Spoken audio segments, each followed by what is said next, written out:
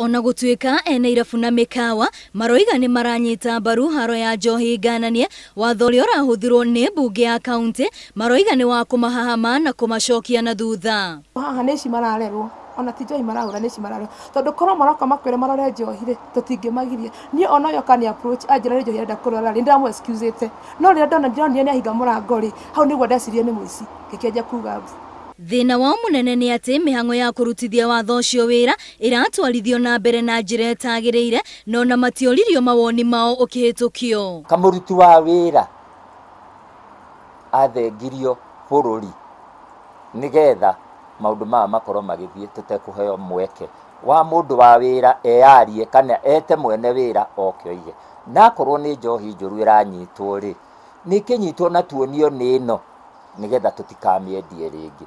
Yo ona ndagikendo turoiga tutiragata licenses up until tugie na mikakati meiganu gatagati gaitu na county government.